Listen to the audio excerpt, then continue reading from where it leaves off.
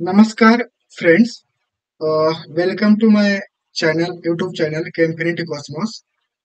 2022-23 मध्ये assistant chemical analyser या पदासाठी पोस्टसाठी व्हॅकन्सी आली होती फॉरेन्सिक सायन्स लॅबोरेटरीमध्ये, ज्याची एक्झाम एमपीएससी ने घेतली होती. तर त्याच्यामध्ये मी इंटरव्ह्यूसाठी प्रिपरेशन करत होतो आणि तेव्हा मी काही स्लाइड्स बनवल्या होत्या, नोट्स बनवल्या होत्या. तर आता माझा इंटरव्ह्यू तर झाला होता आणि नंतर या स्लाइडचं काय करावं असं मी विचार करत होतो.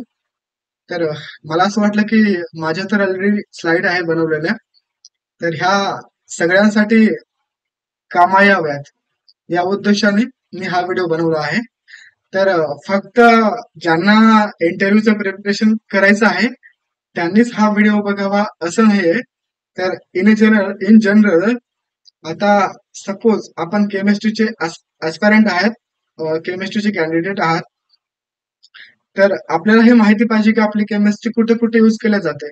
तर फॉरेन्सिक सायन्स मध्ये आपल्या केमिस्ट्रीचा काय रोल आहे आणि फॉरेन्सिक सायन्स जे आहे ते कसं वर्क करतं, की फॉर एक्झाम्पल आपल्या महाराष्ट्रामध्ये किंवा भारतामध्ये फॉरेन्सिक सायन्सचा रोल कसा आहे, कुठले डिपार्टमेंट असतात, कुठल्या ब्रँचेस असतात आणि त्याच्यामध्ये आपली केमिस्ट्री कशी यूज केली जाते, तर हे सगळं तुम्हाला माहिती होईल. तर मॅक्सिमम जे इम्पॉर्टंट पोर्शन आहे ते तो मी हा या व्हिडिओमध्ये देण्याचा प्रयत्न केला आहे. तर चला आपण वळूयात आपल्या व्हिडिओकडे. थँक्यू. नमस्कार मित्रांनो. फॉरेन्सिक लॅबोरेटरीमध्ये जे काही व्हॅकन्सी निघतात असिस्टंट केमिकल अनालायझर, ज्याची एक्झाम एमपीएससी द्वारे घेतली जाते. तर माझा जो काही इंटरव्ह्यू एक्सपिरियन्स आहे, तर मी डायरेक्ट तुमच्याशी इंटरव्ह्यू साठी कसं प्रिपरेशन करायचं, कुठल्या पोस्टसाठी, असिस्टंट केमिकल अनालायझर, जे काही महाराष्ट्राच्या फॉरेन्सिक लॅबोरेटरीज आहेत त्याच्यामध्ये असिस्टंट केमिकल अनालायझर यासाठी जागा निघतात. तर माझी 43 रँक होती फायनल. तर चला, तर जे काही directorate of forensic science laboratories, home department, government of Maharashtra. तर जे काही महाराष्ट्राचं होम डिपार्टमेंट आहे, महाराष्ट्र गव्हर्नमेंटचं, त्याच्या अंडरमध्ये याचं सगळं काम पाहिलं जातं. ठीक आहे. तर इंटरव्ह्यूला जाण्याच्या पहिले डीएफएसएल जे मुंबई आहे महाराष्ट्रामध्ये, याची स्थापना कधी झाली हे तुम्हाला माहिती पाहिजे. तर first established in 1958 at sir जे जे ग्रुप ऑफ हॉस्पिटल. ठीक आहे इथे. आणि नंतर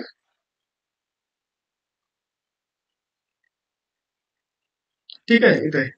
आणि नंतर जे काही आपले डायरेक्टर जनरल आहेत डीएफएसएल मुंबईचे आणि डेस्ट ऑफ डायरेक्टर आहेत, हे दोन तुम्हाला माहिती पाहिजे. आणि जे काही विजन स्टेटमेंट आहे, the directorate of forensic science laboratories of Maharashtra is a world class technological institute and our vision is to make forensic science a powerful tool to provide quick and clinching evidence to the criminal justice delivery system. तर हे त्यांचं vision statement आहे. डिलिजंट efforts, continuous research and utilization of modern scientific methods have made us a premier institute in India. ठीक आहे. जे काही त्यांचं statement आहे, विजन ऑफ स्टेटमेंट आहे, ते तुम्हाला माहिती पाहिजे. नंतर याच्यामध्ये मी बेसिकली जे काही डिपार्टमेंट आहेत आपल्या डीएफएसएल महाराष्ट्रामध्ये, त्याच्यावरती मी थोडंसं फोकस करणार आहे. तर जे काही टॉक्झिकोलॉजी आहे ते सगळ्या फॉरेन्सिक लॅबोरेटरीज मध्ये आहे. बायोलॉजी आणि सिरोलॉजी हे पण सगळ्या फॉरेन्सिक लॅब्स मध्ये आहे महाराष्ट्रामध्ये, जितके अवेलेबल आहेत तितक्या सगळ्यामध्ये. जनरल अनालिटिकल इन्स्ट्रुमेंटेशन हे पण all regional forensic science laboratories मध्ये आहेत. याच्यामध्ये रिजनल आणि मिनी फॉरेन्सिक सायन्स लॅबोरेटरीज असतात, ते पुढे मी डिस्कस करतो. ठीक आहे. नंतर फिजिक्स सगळ्यामध्ये आहे, रिजनल फक्त, note mini. Prohibition and excise, DNA, ballistic, आणि दुसरे आहेत tape authentication and speaker identification, cyber forensic, psychology. ठीक आहे. जे सायकोलॉजी डिपार्टमेंट आहे ते फक्त मुंबईमध्ये आहे. ठीक आहे. तर फॉरेन्सिक लॅब्स ह्या इंडियामध्ये कुठे कुठे आहेत, ठीक आहे, आणि हे कसे असतात नेमकं, याचं कुठल्या डिपार्टमेंटमध्ये असतात किंवा याचं नाव काय असतं स्पेसिफिक? तर फॉरेन्सिक लॅबोरेटरीज इन इंडिया आहेत. त्याच्यामध्ये आपल्या महाराष्ट्रामध्ये आपण बघू शकतो की स्टेट पण आहेत आणि सेंट्रलच्या पण आहेत. ठीक आहे. तर सेंट्रल फॉरेन्सिक सायन्स लॅबोरेटरीज हे कुठं होम होम डिपार्टमेंट जे आहे, होम अफेअर्स, सेंट्रल गव्हर्नमेंट, ठीक आहे, त्याच्या अंडरमध्ये येतं. आणि जे स्टेट आहे ते आपलं होम डिपार्टमेंट. तर हे जे स्टेट फॉरेन्सिक सायन्स लॅबोरेटरीज आहेत त्या प्रत्येक स्टेट मॅक्झिमम स्टेटच्या कॅपिटल मध्ये असतात. ठीक आहे. तर 7 आहेत सेंट्रल CFSL अँड 31 आहेत स्टेट फॉरेन्सिक सायन्स लॅबोरेटरीज. तर ज्या काही सेंट्रल आहेत ते हैदराबाद आहेत, कोलकाता आहे, कोलकाता हे ओल्डेस्ट आहे, चंदीगड मध्ये पण आहे, न्यू दिल्ली आहे, गुवाहाटी आहे, भोपाळ, आणि आपल्या महाराष्ट्रामध्ये आहे पुणे. आणि त्याची एस्टॅब्लिशमेंट कधी झाली? 2011 मध्ये. आता आपल्या महाराष्ट्राकडे येऊयात, किंवा सॉरी स्टेट FSL कडे येऊयात. तर आपली जी महाराष्ट्राची आहे हेड हेड मेन, ती मुंबईमध्ये आहे. ठीक आहे.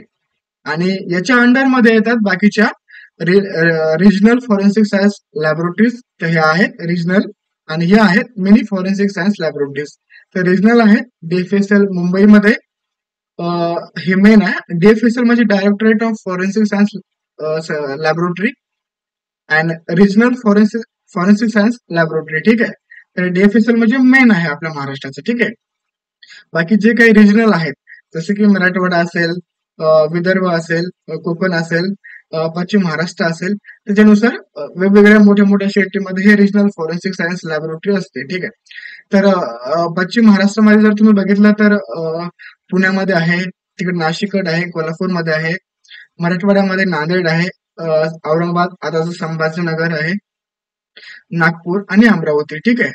आणि जे काही मिनी फॉरेन्सिक सायन्स लॅबोरेटरीज आहेत त्या चंद्रपूर, रत्नागिरी, ठाणे, धुळे आणि सोलापूरमध्ये. ठीक आहे. तर हे जुनं माझं प्रेझेंटेशन आहे. ठीक आहे. त्यामुळे हे नाव ओल्ड आहे. आताचं संभाजीनगर. नंतर बघूयात डिव्हिजन आहेत आपले DFSL महाराष्ट्राचे. त्याच्यामध्ये कुठल्या केसेस किती पर्सेंट मध्ये येतात? तर याच्यामध्ये सगळ्यात जास्त प्रोहिबिशन अँड एक्साइज मध्ये 56%. नंतर टॉक्सिकोलॉजी, जे काही पॉइझन्स वगैरे आहेत त्या 12.25. Biology, DNA. ठीक आहे. हे तुम्ही बघून घेऊ शकता व्हिडिओ स्टॉप करून, पॉज करून. कुठल्या केसेस किती पर्सेंट मध्ये असतात. ठीक आहे. नंतर role and importance of forensic science. तर फॉरेन्सिक सायन्स इम्पॉर्टंट काय? तर हे according to the point of your interview, जे काही इंटरव्ह्यू मध्ये काय महत्वाचं आहे त्याच्यावरती मी फोकस केलाय. ठीक आहे. तर रोल काय आहे फॉरेन्सिक सायन्सचा आणि याचं इम्पॉर्टन्स काय? तर forensic science applies scientific and technological methods to crime detection and investigation. शॉर्टमध्ये म्हणू शकता की जे सायन्स आहे त्याचा यूज करून जे काही क्राईम आहे, तर क्राईम डिटेक्शन कसं करायचं सायन्सचा यूज करून, त्यालाच आपण असं म्हणतो फॉरेन्सिक सायन्स.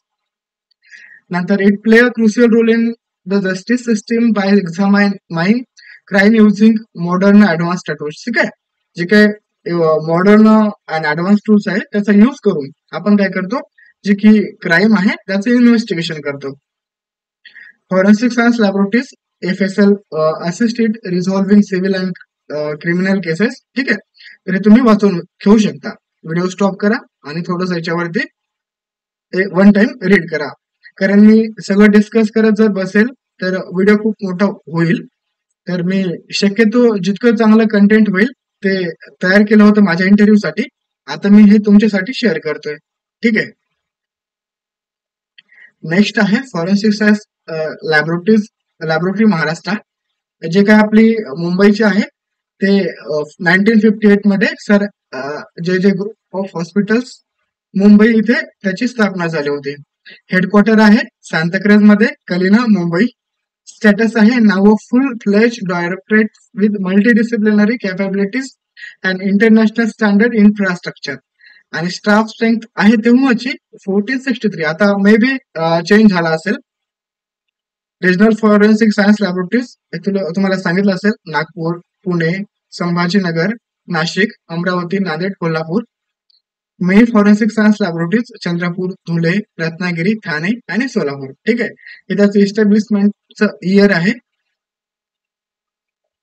नंतर स्कोप ऑफ सायंटिफिक अनालिसिस काय आहे. ठीक आहे, the directorate handles crime cases under various laws including, हे जे काही लॉज आहेत का नाही याच्या म्हणजे ध्यानात ठेवून हे सगळं काम केलं जातं. ठीक आहे, नंतर आता हेरेचरी जी काही डायग्राम आहे ते तुम्हाला माहिती पाहिजे की कोण असतं त्याच्या अंडरमध्ये, कोण असतं किंवा ते कसं मॅनेजमेंट असतं ते आपण इथे समजून घेऊयात. तर मी फक्त जे काही आपलं केमिस्ट्री वाल्या स्टुडंटसाठी आहे किंवा बायोकेमिस्ट्री वाले आहेत त्यांच्यासाठी उपयुक्त ठरेल असं थोडंसं सिस्टमॅटिक करून ठेवलंय.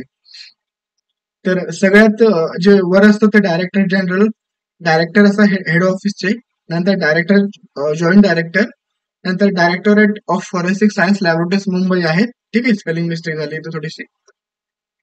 नंतर ठीक आहे, आता हे झालं मुंबईमधून कंट्रोल झालं. ठीक आहे, नंतर जे काही आपल्या फॉरेन्सिक सायन्स लॅबोरेटरीज आहेत महाराष्ट्रामध्ये, रिजनल असेल, मिनी असेल, तर त्याच्यामध्ये हे जे काही डिपार्टमेंट आहेत का नाही, या डिपार्टमेंटचं जे काही रिजनल लेवलचा जो कोणी अधिकारी असेल तो डेप्युटी डायरेक्टर असतात, ज्यांना डिव्हिजन हेड असं म्हणतात. त्यांच्या नंतर असिस्टंट डायरेक्टर असतात आणि नंतर हे आपली पोस्ट येते असिस्टंट केमिकल अनालायझर. आणि नंतर हे यांच्यावरती थोडं यांना गाईड करत असतात scientific assistant, senior lab assistant, junior lab assistant आणि लॅबोरेटरी अटेंडन्स लास्ट मध्ये. ठीक आहे, तुम्हाला माहिती पाहिजे कसं त्यांचं सिस्टमॅटिक रचना आहे ती, नेमकं कसं काम केलं जातं, कसं हँडल केलं जातं. ठीक आहे, नंतर तुम्ही इथे बघू शकता, इथे स्क्रीनशॉट करा. नंतर मी जो काही माझा व्हिडिओ आहे तुम्ही साईडला करतो. जे की फॅसिलिटीज अवेलेबल आहेत DFSL महाराष्ट्र, हे त्याच्या फॅसिलिटीज आहेत, डिपार्टमेंट आहेत, डिव्हिजन, आणि हे त्याचे नाव आहेत. तर हे तुम्हाला आतापर्यंत माहित झालं असेल कुठल्या रिजनल आहेत आणि कुठल्या मेनी फॉरेन्सिक सायन्स लॅबोरेटरीज आहेत महाराष्ट्रामध्ये, बघू शकता तुम्ही. ठीक आहे, आता मी इकडे केलाय व्हिडिओ. तर तुम्ही असं लक्षात ठेवू शकता, टॉक्सिकोलॉजी, बायोलॉजी हे सगळ्यामध्ये आहे आणि सायकोलॉजी फक्त मुंबईमध्ये आहे, आणि सायबर फॉरेन्सिक आहे ते फक्त मुंबई, नागपूर आणि पुणेमध्ये आहेत. ठीक आहे, बॅलिस्टिक पण फक्त मुंबई आणि नागपूरमध्ये आहे. तर हे नेमकं टॉक्सिकोलॉजी काय, बायोलॉजी काय, हे सगळं काय आहे ते मी पुढे डिस्कस करणार आहे. आता फक्त थोडस लक्षात ठेवा की हे कुठे कुठे असतात. जेव्हा तुम्ही पुढचं रिवाइज कराल किंवा मी एक्सप्लेन करेल, सांगेल, त्याच्या बाद तुम्हाला ऑटोमॅटिकली समजून जाईल. ठीक आहे, नंतर आहे पहिलं डिपार्टमेंट जे की टॉक्सिकोलॉजी आहे. तर टॉक्सिकोलॉजी म्हणजे काय असतं नेमकं माहिती आहे, स्टडी ऑफ पॉयझनस और टॉक्सिक सबस्टान्सेस. आता पॉयझन्स म्हणजे काय असतात, ते विष असतात का नाही आपण ज्याच्यामुळं डेथ होते ह्युमनची, किंवा टॉक्सिक सबस्टन्सेस आहेत त्याच्यामुळं ह्युमनची डेथ होते किंवा इजा होते, कुठली हानी होते. तर त्याची सगळी स्टडी कुठे होते, टॉक्सिकोलॉजी डिपार्टमेंट मध्ये होते. आता ज्याच्यामध्ये तुम्ही बघू शकता, systematic analysis and quantitation of poison levels are done by using advanced instrumentation techniques like gas chromatography, ultraviolet spectrophotometer, high performance thin layer chromatography and gas chromatography, mass spectrometry. हे जे काही इन्स्ट्रुमेंट आहेत त्याचा यूज करून काय केलं जातं, जे की टॉक्सिक सबस्टान्सेस आहेत त्याचे आयडेंटिफिकेशन केले जातात. ठीक आहे, आता हे इन्स्ट्रुमेंटेशन झालं. पण आता टॉक्सिकोलॉजी या डिपार्टमेंट मध्ये एखादी केस आली असेल तर त्याचं अनालिसिस कसं करायचं, जे की सॅम्पल आहे ते एक्स्ट्रॅक्ट कसं करायचं. तर ज्याच्यामध्ये विषेरा आहे, स्टमक वॉश एस्पॅरंट आहे, वोमिट आहे, ब्लड आहे, other biological and non biological materials आहेत, हे तुम्ही दिलेलं आहे. ठीक आहे, हे बायोलॉजिकल मटेरियल्स आहेत, हे नॉन बायोलॉजिकल मटेरियल्स आहेत. तर बायोलॉजिकल मध्ये विषारामध्ये येतं स्टमक आणि इंटेस्टाईन, विषारा सेकंड मध्ये येतं लिव्हर, किडनी, लंग्स, आणि दुसरे काही जे बॉडी फ्लुइड्स आहेत, ठीक आहे, ते पण एक्स्ट्रॅक्ट करून म्हणजे घेऊन त्याच्यामधून सुद्धा आपण जे काही टॉक्झिक सबस्टन्सेस आहेत ते एक्स्ट्रॅक्ट करू शकतो आणि त्याचं अनालिसिस या इन्स्ट्रुमेंटेशन द्वारे करून आपण इझिली सांगू शकतो की हा या ह्युमनना या सस्पेक्टना किंवा यानं कोणा जे काही टॉक्झिक सबस्टन्स घेतला आहे ते कुठला आहे. ठीक आहे. आणि हे नॉन बायोलॉजिकल एक्झिबिट्स आहेत, जसं की इन्सेक्टिसाइड्स असेल, मेडिसिन्स असेल. आता समजा एखादा शेतकरी असेल आणि त्याची डेथ झाली असेल, तर आपण त्याला कसं आयडेंटिफाय करणार?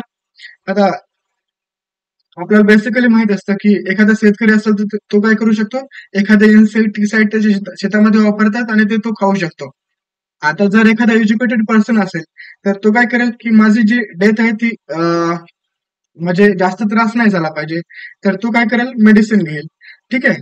तर हे जे काही त्याचे खाली डब्बे पडलेले असतात त्याच्या साईडला वगैरे कुठं बॉडीच्या, तर ते सुद्धा आपण कलेक्ट करायला पाहिजे आणि त्याच्या बेसिसवर सुद्धा आपण अंदाज काढून पुढचं अनालिसिस करू शकतो. म्हणजे असा अंदाज जर निघत असेल तर आपलं काय होईल, पण अंदाजे तर नाही सांगू शकत की हेच आहे तेच आहे. म्हणजे एखादी जे स्टेप आहे आपली अनालिसिसची आपण ते कमी करू शकतो, डायरेक्ट पुढच्या स्टेपवर जाऊ शकतो. ठीक आहे. आता फॉर एक्झाम्पल पहिली स्टेप असेल त्याच्यामध्ये ते फक्त आयडेंटिफाय करणार की इन्सेक्टिसाइड आहे की मेडिसिन आहे. तर आपल्याला जर ऑलरेडी त्याच्याकडे एखादा बॉक्स वगैरे मिळाला असेल तर आपण काय करू शकतो, ती स्टेप डायरेक्ट कट करून पुढची स्टेप डायरेक्ट करू शकतो. आणि जर पुढच्या स्टेप मध्ये जर मॅच झालं तर ठीक आहे, मॅच जर नाही झालं तर पुन्हा मग सेकंड स्टेप करू शकतो आपण. म्हणजे ठीक आहे. आता बेसिकली तुम्हाला माहिती पाहिजे पॉइझन काय, टॉक्सिन काय, फेनम काय, ड्रग्स काय, मेडिसिन काय.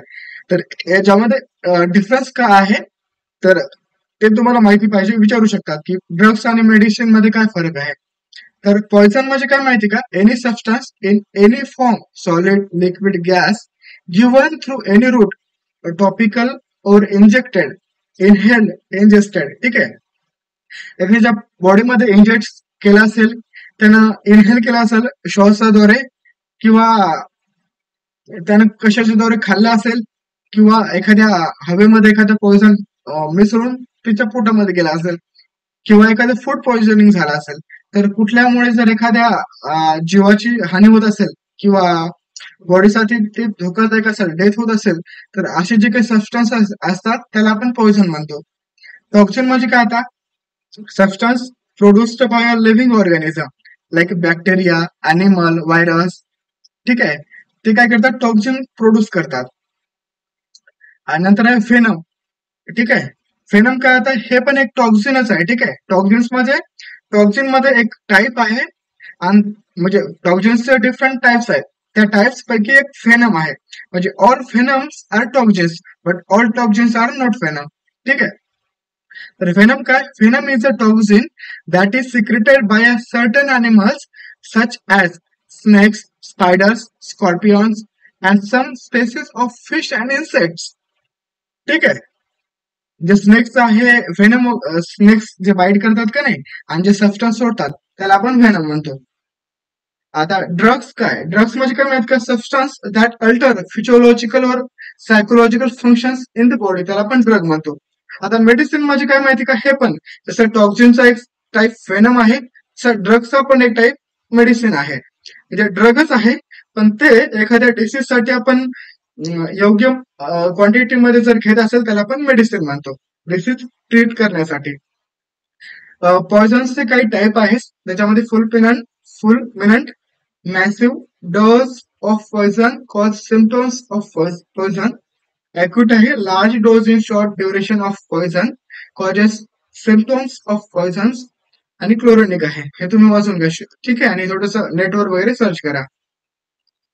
हे पण बघा एकदा. ठीक आहे. मी थोडं शॉर्ट मध्ये घेतो. आता पॉइझनचं काही क्लासिफिकेशन आहे, त्याच्यामध्ये कोरोजिव्ह आहेत. हे जे आहे ते group of पॉइझन्स which causes maximum tissue destruction. याच्यामध्ये ऍसिड्स असेल किंवा अल्कली असेल.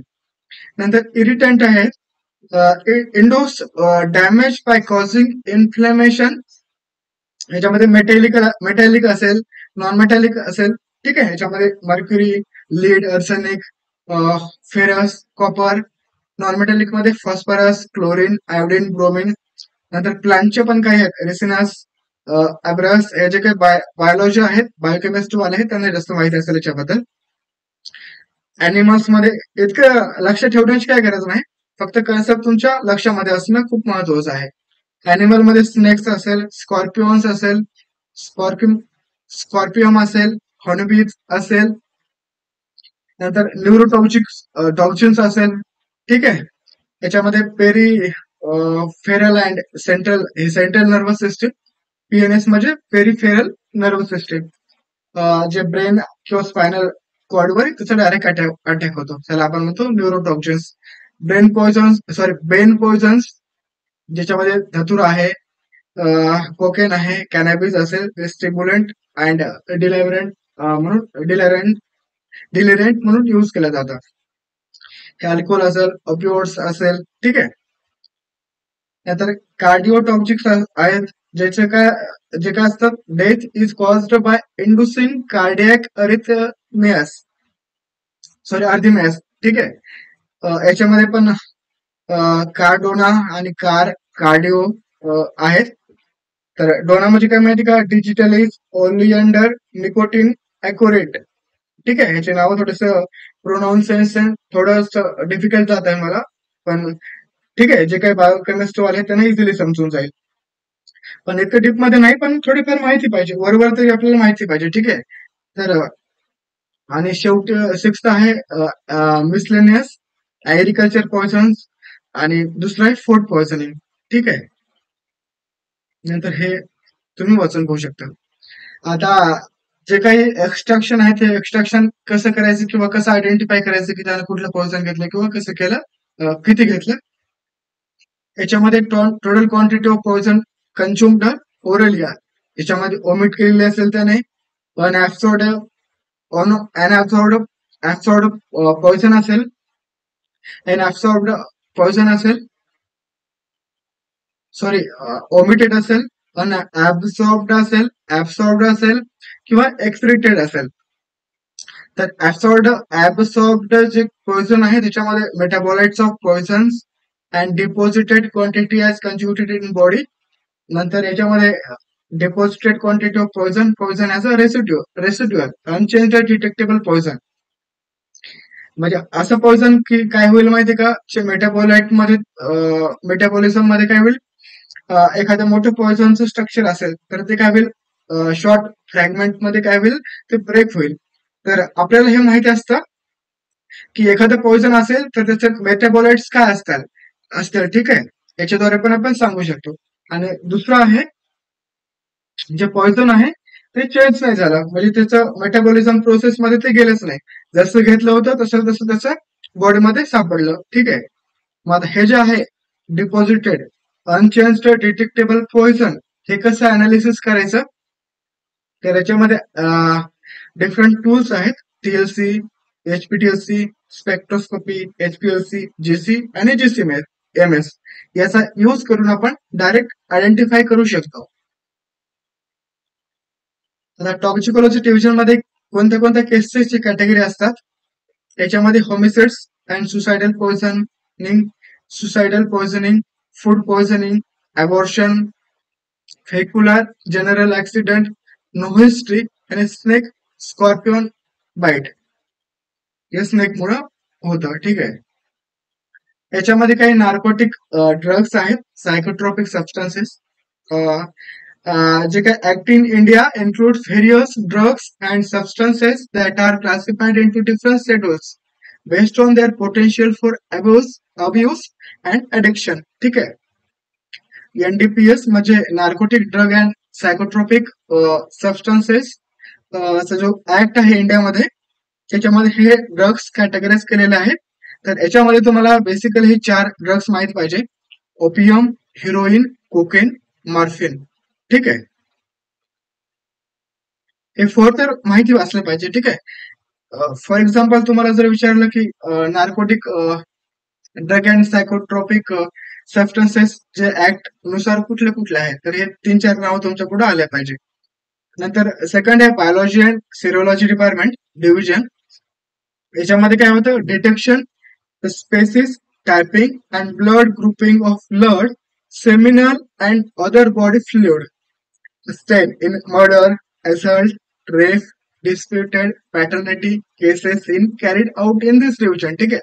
Other biological evidences like hair, tissue, vegetable material, wood हे सुद्धा सगळे या बायोलॉजी अँड सेरोलॉजी डिपार्टमेंट मध्ये काय होतात एक्झामाइन केले जातात. तर याच्यामध्ये या डिव्हिजन मध्ये एक अॅनिमल हाऊस आहे. त्याच्यामध्ये काय होतं अँटीसेरा जो आहे तो प्रोड्यूस केला जातो. ठीक आहे against human domestic animals and wild life species. ठीक आहे. फॉर एक्झाम्पल ते एक असं आहे म्हणतात ना ते घोड्यामध्ये एक इंजेक्शन दिलं जातं किंवा एखादं विष सोडलं जातं. नंतर जे काही त्याचं अँटीसेरम आहे त्याच्या बॉडीमधून रक्तामधून कलेक्ट केलं जातं लाईक दॅट. ठीक आहे. इथून बघू शकता this division has an animal house that produces antisera against human, domestic animals and wildlife species as per the requirement. These antisera are used to confirm the species of the biological individual from the evidence material. ठीक है. And the antisera produced are supplied to the all the regional laboratories also. म्हणजे हे जे काही biological आहे ते मुंबईमध्ये आहे आय थिंक. आणि तिथे जे काही अँटीसेरा आहे ते प्रोड्यूस केला जातो आणि सगळ्या रिजनल लॅबोरेटरीज मध्ये सप्लाय केला जातो. तर तुम्ही बघू शकता बायोलॉजी आणि सेरोलॉजी जे डिपार्टमेंट आहे त्याच्यामध्ये काय काय अनालिसिस केलं जातं, काय काय कलेक्ट केलं जातं. ब्लड असेल, सिमन असेल, एखादं विपन असेल, बायोलॉजिकल डिस्टोर्ट. ठीक आहे.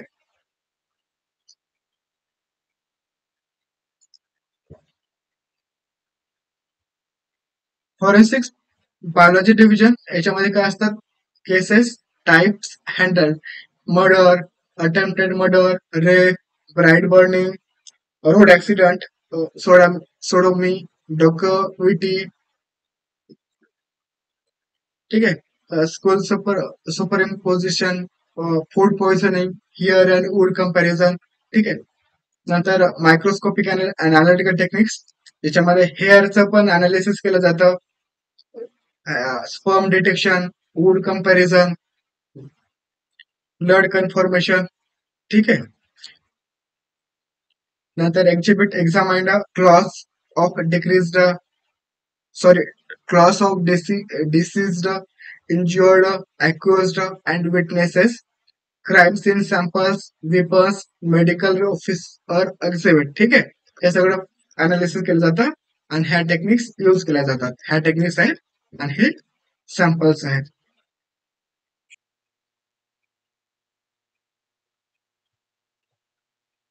थर्ड आहे जनरल अनालिटिकल अँड इन्स्ट्रुमेंटेशन. याच्यामध्ये chemical analysis of materials like petroleum products, cements, explosives and post explosives, residues, oils and fats, dies and dangerous drugs like heroin, brown sugar, gold, cocaine, methadone, LSD, narcotics such as opium, cannabis, charas, ganja, bhang, industrial chemicals and residues thereof in cases of murder, arson, explosion, theft, cheating is carried out in this division. ठीक आहे. जे काही chemical materials आहेत petroleum product, cement, explosive, post explosive residue. म्हणजे post explosive residue म्हणजे काय explosion झालं आणि नंतर जे काही रेसिड्यू बाकी आहेत त्याला म्हणतात post explosion residue. Oils, fats, dice. ठीक आहे. डेंजरस ड्रग्स आहेत त्याच्यामध्ये हिरोईन, ब्राऊन शुगर, कोकेन. ठीक आहे. LSD, मेथॅक्युलन. नार्कोटिक्स मध्ये ओपियम, कॅनॅबिस, चरस, गांजा, भांग. हे सगळं काय होतं या डिपार्टमेंट मध्ये अनालिसिस केलं जातं. In the consumption of narcotic drugs, blood and urine samples of the accused are referred for the analysis. जे ब्लड आहे, युरिन आहे ते सॅम्पल म्हणून घेतलं जातं आणि त्याच्यामध्ये किती क्वांटिटी आहे या सगळ्या ड्रग्सची वगैरे या केमिकल्सची ते अनालिसिस केलं जातं या डिपार्टमेंटमध्ये. तर यासाठी कोणते कोणते इन्स्ट्रुमेंट यूज केले जातात? High performance liquid chromatography, gas liquid chromatography, ultraviolet infrared spectrophotometer, atomic absorption spectrophotometer, high performance thin layer chromatography, gas chromatography, mass spectrometer, GCMS, GC, HPLC, UV, AS, ion chromatograph and gas chromatography, ion scan हे सगळं use केलं जातं. ठीक आहे. नंतर याचे थोडे modified version आहेत. गॅस क्रोमॅटोग्राफी हेड स्पेस मध्ये आधी काय केलं जातं? सॅम्पल इंजेक्ट करतात. ठीक आहे. आता समज ब्लड आहे, तर ब्लड आपण डायरेक्ट जीसी मध्ये इंजेक्ट नाही करू शकत. मग अशा वेळेस काय करतात? ते ब्लड आधी हिट केलं जातं त्या जीसी मध्येच, आणि त्या ब्लड मधून थोडं हिट केल्याच्या नंतर काय होईल? वेपर ब्लड मध्ये सपोज अल्कोहोल आहे, इथेनॉल आहे, तर इथेनॉलचा बॉइलिंग पॉईंट कमी आहे. थोडंसं हिट केलं काय होईल? ते जे काही इथेनॉल आहे ते इव्हॅपोरेट होईल आणि गॅसेस फॉर्म मध्ये जाईल, वेपर फॉर्म मध्ये जाईल.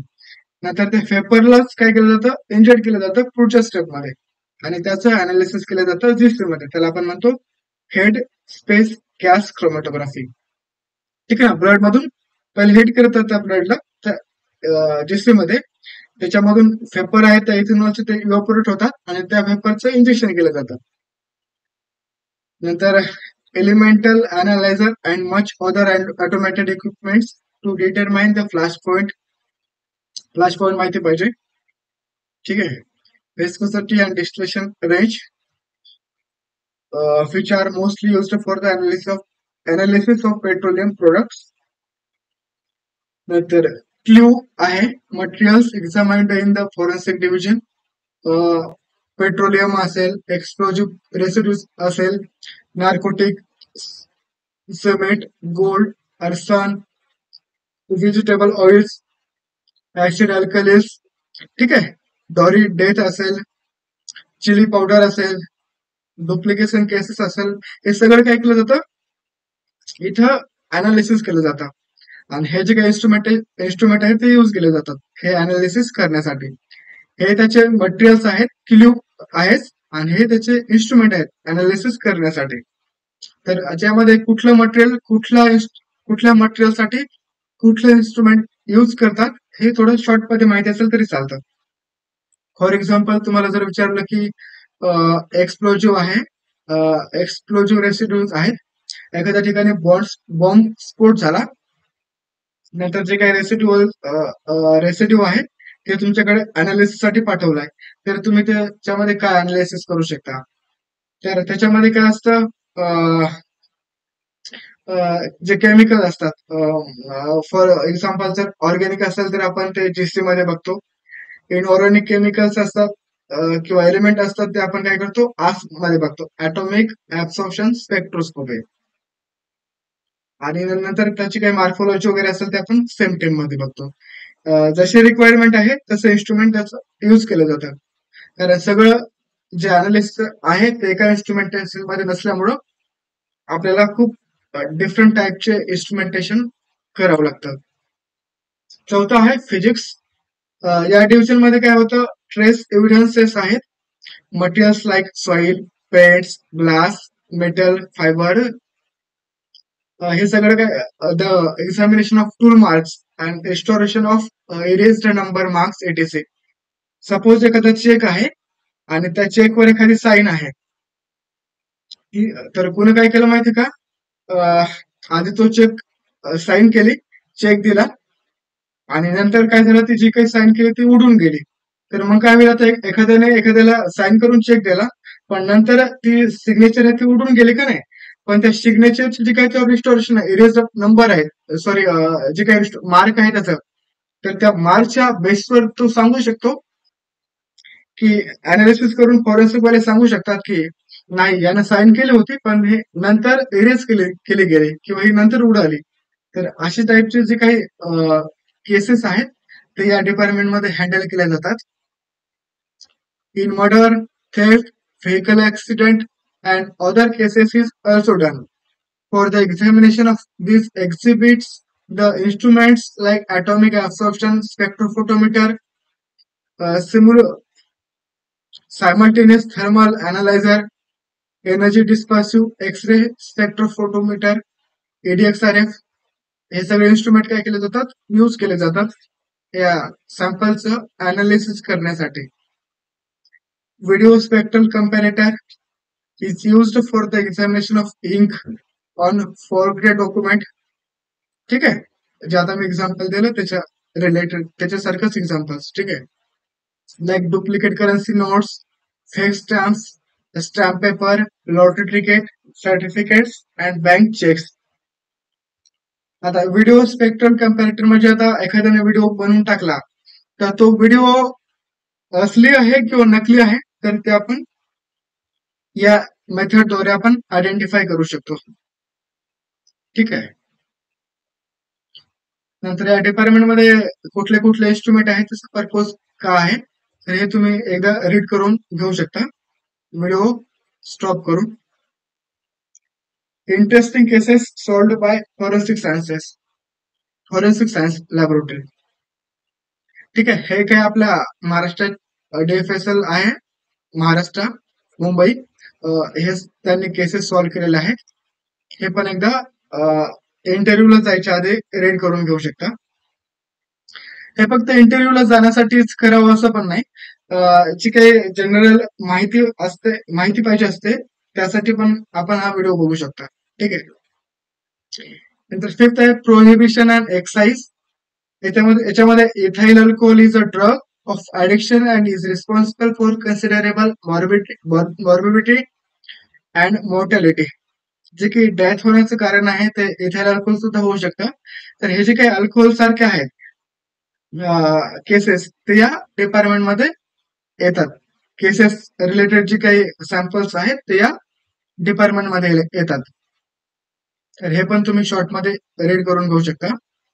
To curb the crimes involving alcohol consumption, drinking alcohol without a valid permit is a crime, and possession, sale, export, and import of alcohol containing beverage is a crime under the Bombay Prohibition Act. ठीक आहे, हे तर माहिती आहे सगळ्यांना. आता manufacture हे झालं, कन्झम्पशन असेल किंवा मॅन्युफॅक्चर असेल त्याचं हे सगळं काय क्राईम आहे. Denaturate a split preparation made unfit for human consumption by adding poisonous substances like methyl alcohol and other is also crime under prohibition. आता इथिल अल्कोहोल जे आहे ते आपण ड्रिंक मध्ये बघतो, पण मेथिल अल्कोहोल हे खूपच हार्मफुल आहे, याच्यामुळे कधी कधी डेथ सुद्धा होऊ शकते. तर हे सुद्धा ऍड करणं त्या अल्कोहोल मध्ये काय आहे, क्राईम आहे. ठीक आहे, आता हे सॅम्पल्स आहेत ते डेन्सिटोमीटर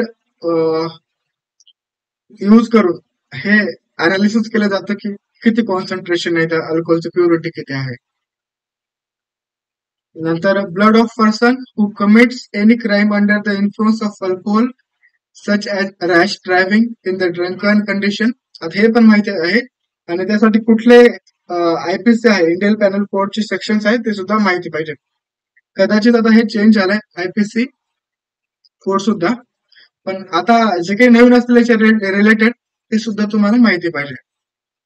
नंतर आहे डीएनए. आता फॉरेन्सिक म्हणलं की डीएनए आपल्या डोळ्यासमोर येतो, हे खूप महत्वाचं डिपार्टमेंट आहे.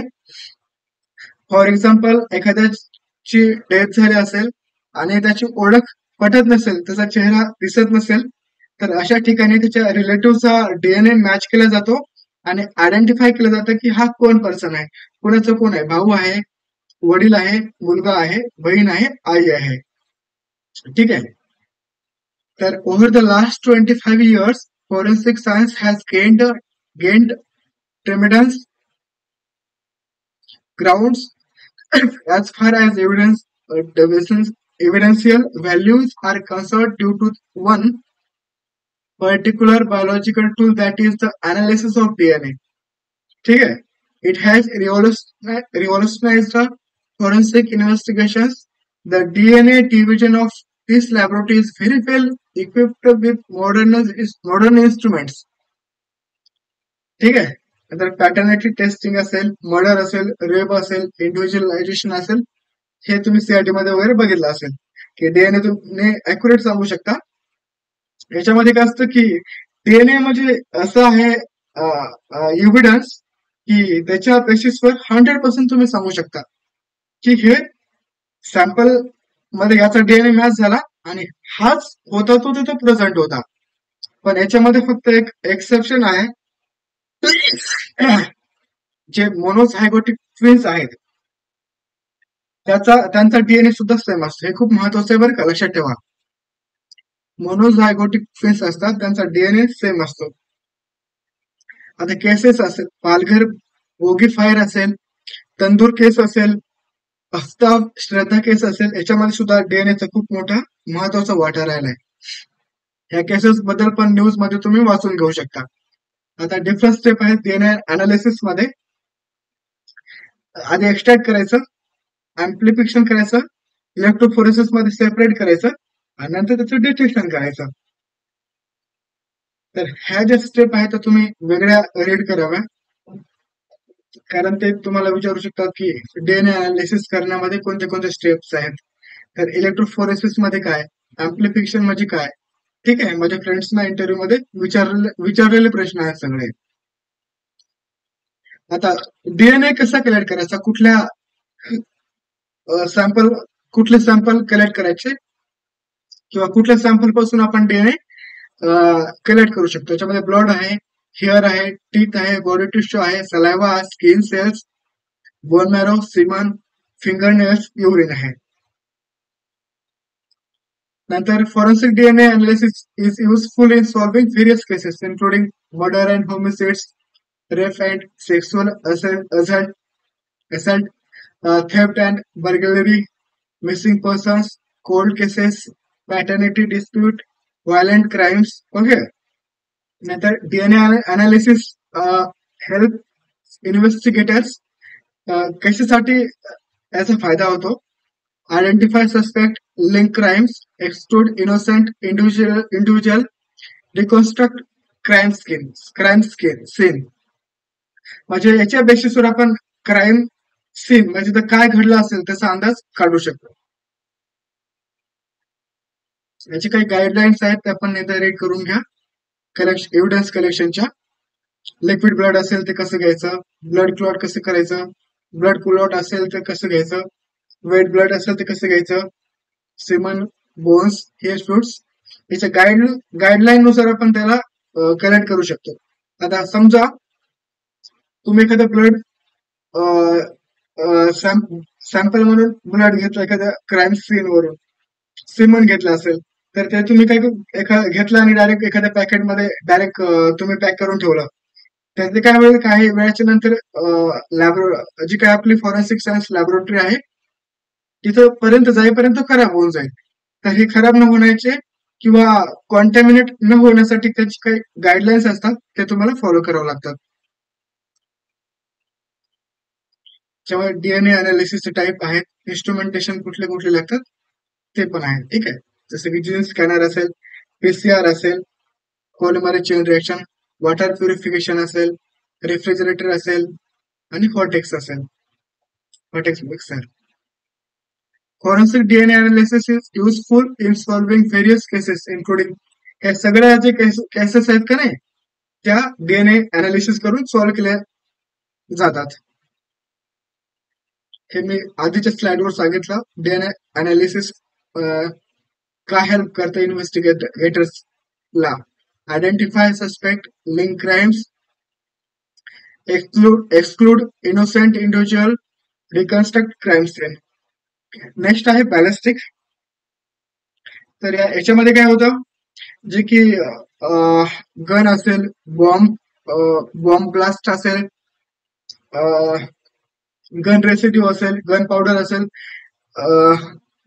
किती कॅलिबरची गोळी आहे, ते सगळं काय होतं याच्यामध्ये अनालिसिस केलं जातं. जसं की fire arms and weapon examination होतं या डिपार्टमेंटमध्ये. examines standard and country-made firearms, include lethal weapons like revolvers, pistol, assault rifles, carbines, ammunition, reuse firearms held under the Arms Act. ठीक आहे. Gunshot residue and impact analysis. तुम्ही CIT मध्ये बघितलं असेल की किती कॅलिबरची गोळी आहे किंवा त्या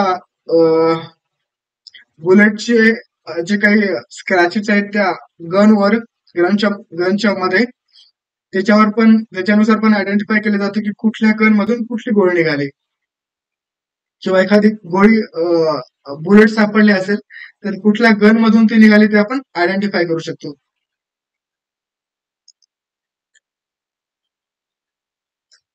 हे रीड करून घ्या.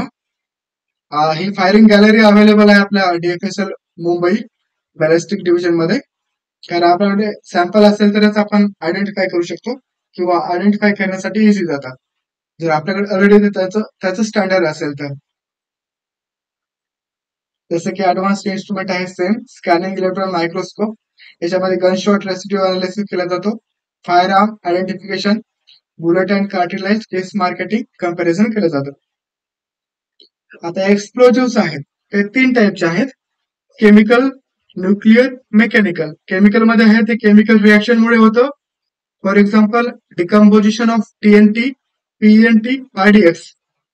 ठीक आहे.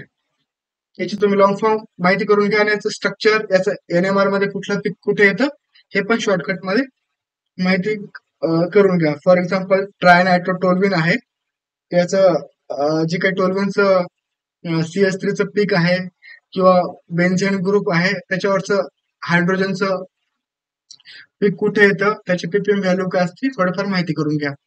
हे न्यूक्लिअर मध्ये हायड्रोजन बॉम्ब असेल, ऍटॉमिक बॉम्ब असेल. ठीक आहे. मेकॅनिकल म्हणजे ओव्हरलोडिंग असेल, एअर कॉम्प्रेशन असेल. फॉर एक्झाम्पल मेकॅनिकल मध्ये आपलं कुकर ब्लास्ट पण येऊ शकतो, गॅसचा ब्लास्ट पण येऊ शकतो. प्रेशरमुळे काय होतं, एक्सपान्शन होतं आणि ते काय होतं, ब्लास्ट होतो. त्याला म्हणतो आपण मेकॅनिकल. Investigation, identification. याच्यामध्ये कसं आयडेंटिफाय करू शकतो आपण. फॉर एक्झाम्पल हे सगळे इन्स्ट्रुमेंट यूज करून काय केलं जातं, त्याचं अनालिसिस केलं जातं. जे ऑर्गॅनिक कॉन्टॅमिनंट असेल ते GCMS, LCMS, नंतर IRNMR, UV रमन, ऑर्गॅनिक कॉन्टॅमिनंट. जे मार्फोलॉजी आहे, जे काही रेसिड्यू आहे त्याची मार्फोलॉजी सेम टेम लाईट मायक्रोस्कोपी. सेम म्हणजे स्कॅनिंग इलेक्ट्रॉन मायक्रोस्कोपी, टेम म्हणजे ट्रान्समिशन इलेक्ट्रॉन मायक्रोस्कोपी.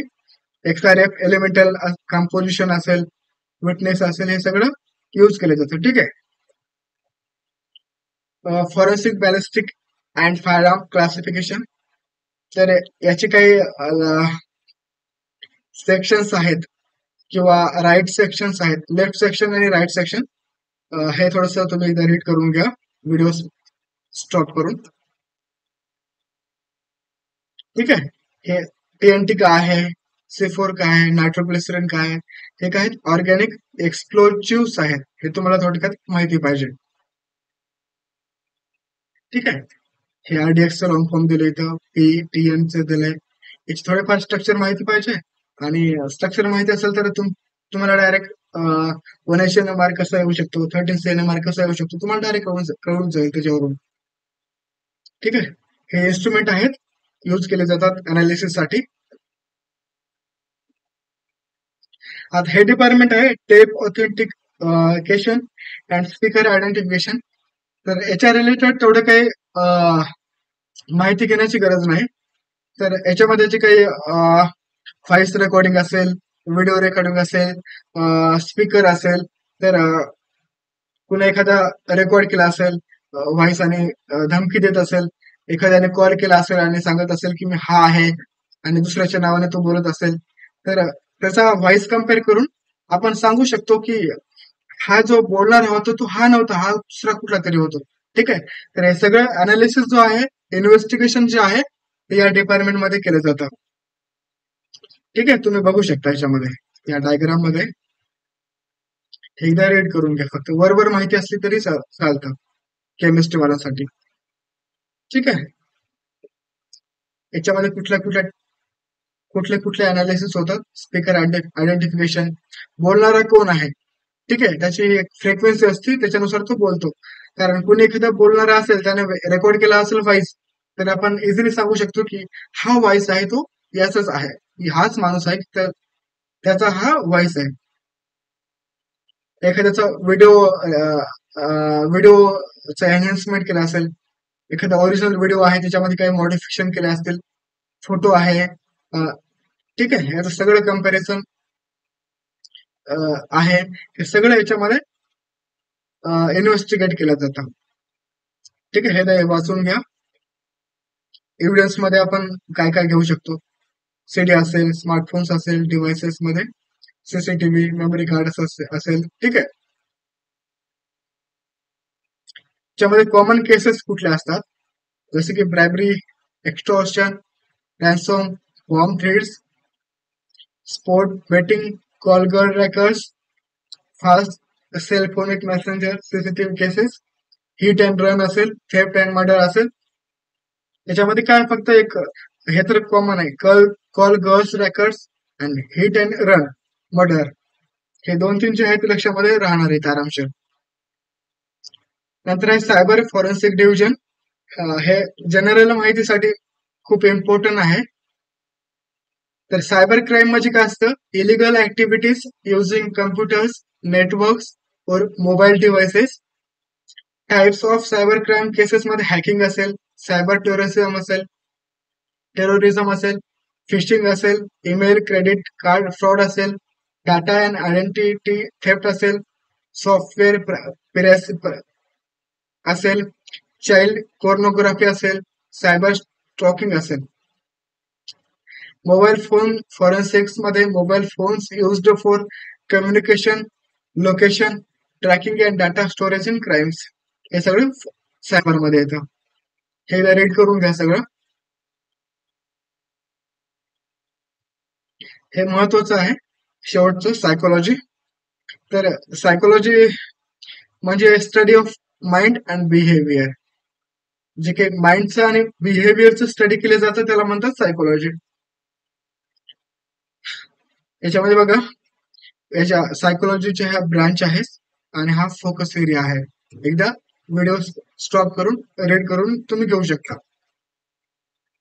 आता फॉरेन्सिक सायकोलॉजी म्हणजे काय आता माहितीये का, आता forensic psychology is a branch of applied psychology which deals with the collection of information, analysis and presentation of evidence in crime cases for judicial purposes. It is an attempt to apply psychological knowledge to civil and criminal justice systems. ठीक आहे, हे काय आहे, याचा role काय आहे, हे एकदा रीड करून घ्या. हे केसेसचे प्रोटोकॉल आहेत, हे इव्हॉल्युशन कसं झालं याचं, आणि याच्या ब्रांचेस. याच्यामध्ये खूप महत्वाचे काही टाईप आहेत, सायकोलॉजिकल प्रोफाइलिंग असेल, polygraph for lie detector test असेल, ब्रेन इलेक्ट्रिकल ऑस्किलेशन सिग्नेचर असेल. हे एकदा तुम्ही रीड करून घ्या व्हिडिओ स्टॉप करून. हे पण नार्को अनालिसिस असेल, हे पण व्हिडिओ स्टॉप करा आणि रीड करून घ्या एकदा. हा, इथं महत्वाचं थोडंसं मी शॉर्टकट मध्ये सांगतो. आता समजा एखादा खोटं बोलतोय, एव्हिडन्स आहे, आपला सस्पेक्ट आहे, आणि ते खोटं बोलतोय की जिथं क्राईम झालाय त्या क्राईम सीनच्या जागी मी नव्हतो, मी कुठेतरी बाहेर होतो, किंवा मी त्याचा माझा काही कॉन्टॅक्ट नाही, याला मी ओळखत नाही. ठीक आहे, मग हे कसं करायचं, तर त्यासाठी काही सायकोलॉजिकल टेस्ट असतात फॉरेन्सिक सायकोलॉजी मध्ये. त्याच्यामध्ये याचं तुम्ही बघितलं असेल 3 महत्वाच्या steps: psychological profiling, polygraph for lie detector test, brain electrical oscillation signature आणि नार्को अनालिसिस. ठीक आहे, नार्को का म्हणतात, कारण नार्कोटिक जे ड्रग्स आहेत का नाही त्याचा यूज होतो, ज्याला आपण म्हणतो सोडियम पेंटाथॉल और सोडियम अमायटल और स्कोपोलामाइन. गोद्रा फर्स्ट टाइम इंडियामध्ये यूज केला गेला तो, आणि हा केसेस आहेत का नाही तलवार, सॉरी, यासाठी तुम्ही तलवार मूवी बघू शकता, तेलगी स्कॅम बघू शकता, कसाब मूवी बघू शकता, आफ्ताब 2022 चा पण मूवी बघू शकता, ज्याच्यामधून तुम्हाला काही होईल अंदाज येईल. याच्यामध्ये सच का सामना सिरियल आहे पॉलिग्राफ टेस्ट मध्ये. त्या सिरियल मध्ये पॉलिग्राफ टेस्ट केली गेले. राईट या रॉंग, सनी देओलचा एक मूवी आहे 2010चा, ब्रेन मॅपिंग मध्ये आहे. Santoshiben Jadeja, godmother, first punishment give in Pune, hang till die based on brain mapping test. या ब्रेन मॅपिंग टेस्टच्या बेसिसवर काही फर्स्ट जी केस होती आय थिंक पुण्यामध्ये, त्याला फाशीची शिक्षा दिली गेली. Forensic science has played a crucial role in solving many criminal cases in India. हे पण तुम्ही शॉर्टकट मध्ये वाचून घेऊ शकता, रीड करून घेऊ शकता व्हिडिओ स्टॉप करून. आरुषी तलवार हेमराज पंजाडे मर्डर केस, 26/11चा मुंबई अटॅक असेल, निर्भया गँगरेप असेल मर्डर केस, शीना बोरा मर्डर असेल, केरला गोल्ड स्मगलिंग असेल. ठीक आहे, हे शॉर्टकट मध्ये आहे. हे एवढं ह्याचे या स्लाइड मध्ये मी शो केलंय. आधी हा स्क्रीनशॉट करून घ्या, नंतर मी व्हिडिओ थोडा साईडला करतो.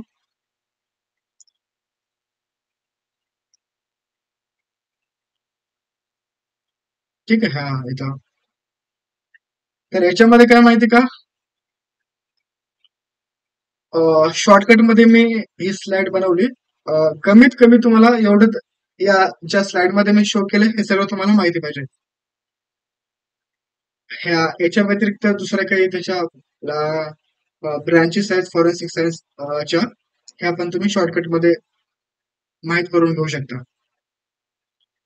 हे जे आहे सीबीआय, एफबीआय, एनआयए, सीआयडी, याचे पण जे काही लॉंग फॉर्म आहेत ते पण तुम्हाला माहिती पाहिजे, ॲब्रिव्हिएशन. आता सगळ्यात महत्वाचं की तुमच्या जबाबदाऱ्या काय असणार आहेत असिस्टंट केमिकल अनालायझरच्या, याचा पण स्क्रीनशॉट काढून किंवा व्हिडिओ स्टॉप करून तुम्ही रीड करू शकता. आता हे काय इंडियन पॅनल कोड आहेत, आता चेंज झाले सर आय थिंक. तर याच्या रिलेटेड जे काही महत्वाचे आहेत ते तुम्ही रीड करून घेऊ शकता किंवा थोडस लक्षामध्ये ठेवू शकता. लक्षामध्ये ठेवणं गरजेचं आहे. नसेल तरी चालतं, कारण आपल्याला त्याचं काही तेवढं समाधान आहे. आपण केमिस्ट्रीचे स्टुडंट आहेत, पण जर ज्याला वाटतं की आपला खूप सारा अभ्यास झालाय, एक्स्ट्रा काय करायचं असेल तर हे करू शकता. आयपीसी काय असतं, सीआरपीसी काय असतं, हे पण थोडक्यात माहिती करून घ्या. ठीक आहे. कॉमन क्वेश्चन्स काय असतात, काय काय विचारू शकतात.